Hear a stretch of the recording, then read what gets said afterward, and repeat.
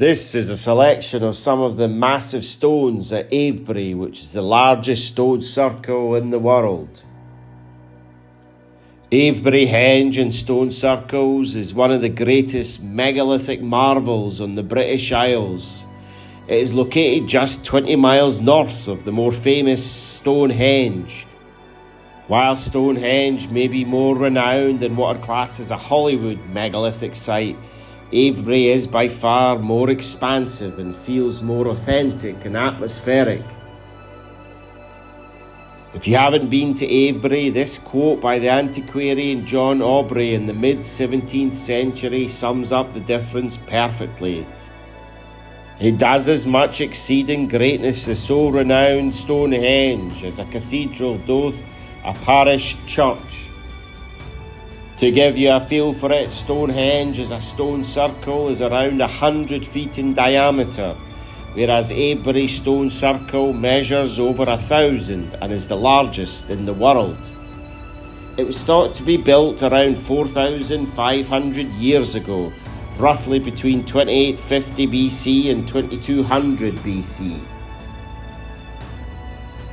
The henge survives as a huge circular bank and ditch, encircling an area that includes part of Avebury village. Originally consisting of around 100 stones, each towering up to 20 feet high in height, of which in turn encloses two smaller stone circles. Sadly, many of the stones have been destroyed over the centuries. It is encircled by a ditch approximately 30 feet deep and 60 feet wide, carved from the bedrock, and an embankment 20 feet high and 40 feet thick. The outer ditch and embankment forms an astonishing half-mile in circumference. Can you imagine the effort to create and shape this landscape by the ancients? It's thought they used nothing more than antler picks and stone axes. The builders had to cut through over 3 million cubic feet of solid bedrock, almost 200,000 tons of it, and some of Avebury's stones weigh up to an incredible 40 tons. The quarrying, shaping, hauling and positioning of these stones, along with creating the outer bank and ditch, is estimated to have taken as many as 1.5 million work hours. Adding to the mystique and sheer size, Avebury features 80-foot wide avenues of parallel monoliths were added to the southeast and southwest of the circle. The stones spaced approximately at intervals of 50 feet apart, the Beckhampton Avenue and West Kennet Avenue. The longest avenue running for 1.5 miles, and finally between these avenues is Silbury Hill, an artificial mound composed of over 500,000 tons of material, mainly solid chalk, hacked from the surrounding land. The mound stands at 130 feet high and covers about 5 acres. Not far from Silbury Hill is West Kennet Long Barrow, which is one of the largest and most impressive chamber tombs in Britain. That was thought to be built around 3650 BC and was used for at least 1,000 years.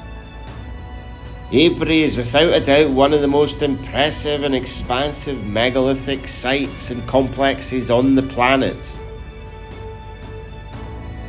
I'm fascinated by the different shapes and sizes of all the different stones. There are also many stones where you see faces in stones, with great examples of simulacrum. The stones at Avebury are locally sourced hard grey sandstone known as sarsen. Sarsen is a type of extremely hard sandstone, almost like a quartzite, which means they contain quartz, which means they have energetic properties to them. Did that have a part to play in the purpose and the function of this incredible site? Clearly, this was a sacred landscape of great significance to the ancients. The question is, what went on here? What was the purpose of the stone circle and the surrounding sites which are part of this incredible complex? What do you think? Please check out my Avebury playlist for further videos of Avebury. I'll also share a video at the end on what I believe to be the true purpose of stone circles.